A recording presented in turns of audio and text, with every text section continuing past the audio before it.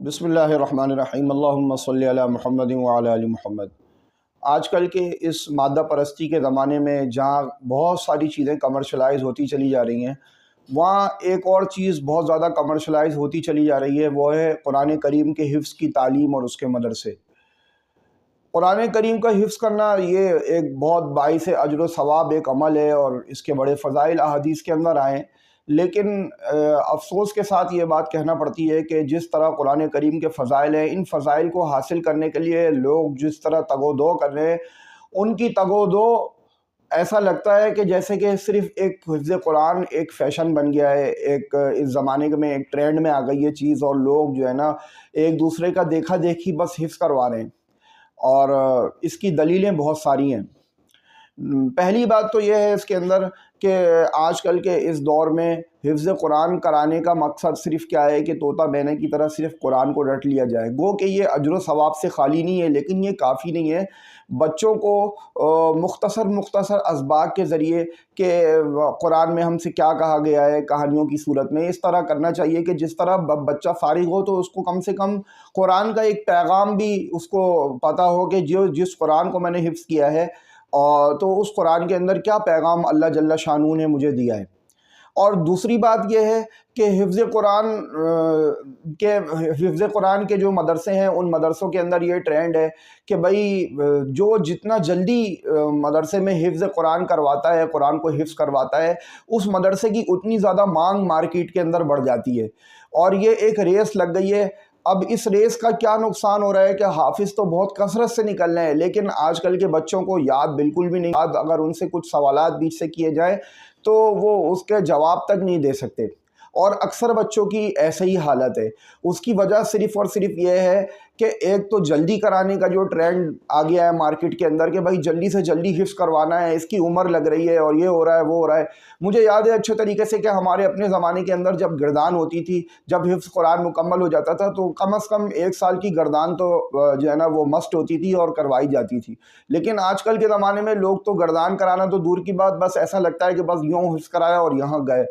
اب بچہ چاہے جیسے ہی کمزور ہو، چاہے بچے کے اندر صلاحیت ہو نہیں ہو، چاہے بچے کے اندر شوق ہو نہیں ہو، لیکن چونکہ اپنی جنت کو سیدھا کرنا چاہتا ہے بندہ اور خود عمل کرنے سے وہ محروم ہے، تو اس نے سوچا کہ چلو یار اپنے بچے کو بھی ہے نا وہ حفظ قرآن کروا لیں۔ اب اگر 3 بچے ہیں تو تینوں کو حفظ قرآن کرائے گا، یہ نہیں دیکھے گا وہ کہ بھائی کون بچہ ہے جو ذرا شوقین ہے اس کو کروا لے، جس کے اندر شوق نہیں ہے، جو مار کھا کھا کے پڑھ رہا ہے، جو مار کھانے سے بھی نہیں پڑھ رہا ہے، یا جو آج کل کے زمانے میں تو مارنا بھی ویسے سخت معیوب سمجھا جاتا ہے، اور یہ ٹھیک بات بھی ہے، لیکن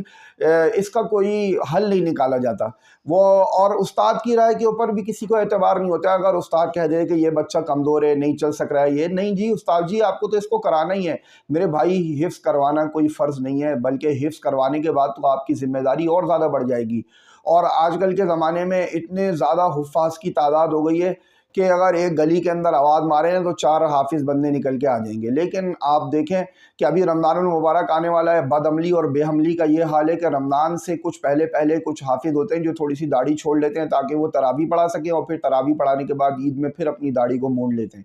اور عوام بھی بڑے ذوق اور شوق سے قاری صاحب کے پیچھے جو ہے نا وہ تراویحیں اپنی پڑھتی ہے۔ تو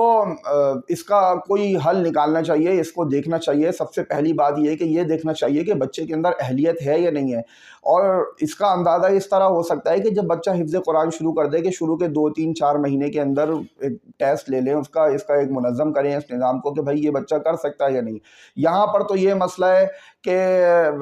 بس بچے کو کرانا ہی کرانا ہے، اور اس کی وجہ میں نے آپ کو بتا دی کہ جو ہے نا جلسہ ہے، ابھی اختتامی جلسہ ہوگا، سالانہ جلسہ ہوگا، اس کے اندر کس مدرسے کی تعداد حافظوں کی زیادہ ہے وہی جو ہے نا وہ ٹاپ ٹرینڈ کے اندر مدرسہ آ جائے گا، تو اس کے لیے بھی بہت زیادہ تگ و دو کی جاتی ہے، اور پھر والدین اپنے قیامت کے استاد کے چکر میں بچے کو حفظ تو کرا لیتے ہیں لیکن ویسا ماحول بھی نہیں دیتے، پھر استاد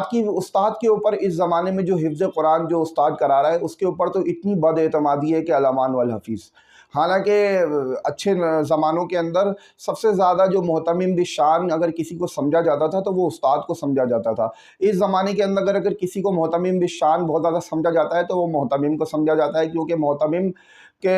کو اگر آپ تھوڑا سا بھی ساروں کی بات نہیں کر رہا، لیکن یہ دیکھا گیا ہے کہ اگر آپ تھوڑی سی اس کی جیب گرم کر دو، مدرسے کے ساتھ تعاون کر دو، تو پھر وہ آپ کے بچے کو ایک وی آئی پی پروٹوکول دے گا، چاہے آپ کا بچہ کتنا بھی کمزور ہو، وہ حافظ بن کے ہی نکلے گا۔ لیکن وہ کیسا حافظ بنے گا وہ بھی آج آپ دیکھ لیں، آپ اس کو بٹھا کے 4 سوال کر رہے ہیں۔ کوئی بچہ آپ کے پاس اگر وفاق المدارس کی سند لے کر آئے اور اس کے اوپر اس کے بڑے اچھے نمبر تحریر ہوں، اور آپ اس سے بٹھا کے اگر 6 سوال کر لینا، تو بہت ہی کم بچے ہوں گے جو اچھے طریقے سے اس کو پڑھ سکے۔ تو بھائی اس کمرشلائزیشن کو جو ہے نا وہ بند کرنا چاہیے، اور اس کے اوپر اہتمام کے ساتھ توجہ دینی چاہیے کہ اگر جو بچے کو ہم حافظ کی سند دے رہے ہیں، کیا وہ اس قابل ہے کہ وہ حافظ کی سند اس کو دی جا سکے۔ اور پھر بعض بچوں کو چونکہ وہ مدرسے میں داخل ہو گئے ہوتے ہیں، اور پھر ان کے اتنے پارے ہو جاتے ہیں، تو پھر ایک ذہن میں آ جاتا ہے کہ نہیں یار چلو اس بچے کو تو پورا حفظ کروا ہی لیں، اب اگر زندگی میں کچھ نہیں کر سکا تو کم سے کم حافظ قرآن تو بن جائے گا۔ تو پھر والدین کے اندر بھی تھوڑا تحمل ہونا چاہیے۔ اس زمانے میں والدین میں بالکل تحمل نہیں ہے، اور ان کی صرف ایک ہی چاہت ہے کہ بچہ کسی طرح جلدی حافظ بن کے نکل جائے، اور جب بچہ اگر جلدی نہیں چل پاتا تو پھر وہ پریشر محتمم کیا کرتا ہے، قاری کے اوپر ٹرانسفر کر دیتا ہے کہ بھائی آپ کو جلدی کرانا ہے۔ اس چکر میں جو قاری ہوتا ہے وہ بھی ہماری طرح کا ایک انسان ہوتا ہے، اسی معاشرے کا وہ فرد ہوتا ہے، ظاہر سی بات ہے اس کو غصہ آ جاتا ہے، یا بچے بھی ان چیزوں کو جانتے ہیں کہ نہیں یار میرا والد اتنا پاورفل ہے کہ میرے والد کا محتمم سے ڈائریکٹ تعلقات، اور وہ ابھی سیدھا کر دے گا قاری صاحب کو۔ اور بچے اس طرح کی باتیں جو پوش ایریا کے مدرسے ہیں اس کے اندر کہتے بھی ہیں، اور آج کل کے جو ہے نا بچے اتنے سیدھے سادے نہیں ہیں، نیٹ کے زمانے کے بچے ہیں یہ، تو بہت زیادہ ہتک آمیز رویہ اختیار کیا جاتا ہے ان قاریوں کے ساتھ جو دن رات جو ہے نا وہ محنت کر رہے ہیں۔ کبھی محتمم کی طرف سے ان کو دبایا جاتا ہے، کبھی جو ہے نا وہ والدین کی طرف سے ان کے اوپر دباؤ آتا ہے، پھر اس دباؤ میں آ کر وہ ویسے ہی پہلے پریشان ہیں اپنے گھر بار سے، اور ہر آدمی جو ہے نا وہ اس وقت کسی نہ کسی تنگیوں میں اور پریشانیوں کے اندر تو ہے، زمانہ تو ایسا ہی ہے۔ اب اس کے اندر اگر کوئی اس کے ساتھ مس ہینڈلنگ ہو گئی، بچے کے ساتھ کوئی اس کو چماٹ لگا دیا یا کوئی اس کو مار دیا یا کچھ کر دیا، تو یہ ایک فطری عمل ہے، لیکن اس کو کوئی سمجھنے کے لیے تیار نہیں ہے۔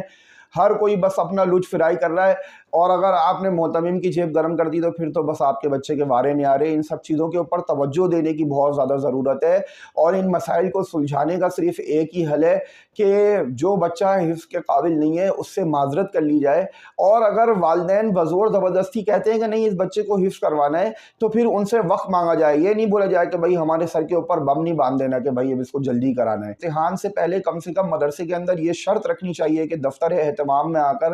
پورا جو ہے نا وہ قرآن ایک نشست میں، 2 نشست میں، 3 نشست میں بغیر دیکھے بند کر کے کم سے کم 1 دفعہ، 2 دفعہ، 3 دفعہ اس قرآن کو اس طرح سنیں۔ اب اس کے لیے دفتر اہتمام کو تو افراد زیادہ چاہیے ہوں گے، پھر ان افراد کو سیلریاں بھی دینی پڑیں گی، تو دفتر اہتمام کا بھی اچھا خاصا خرچہ بڑھ جائے گا۔ اس خرچے کو بچانے کے لیے 2 بندے دفتر میں رکھ دیتے ہیں، اور وہ مستقل جائدے پارے بھی سنتے ہیں، وہ مستقل حفظ کے بچوں کا بھی سنتے ہیں، تو بھائی اس طرح تو بات قابو نہیں آ رہی ہے۔ اور کہیں یہ تو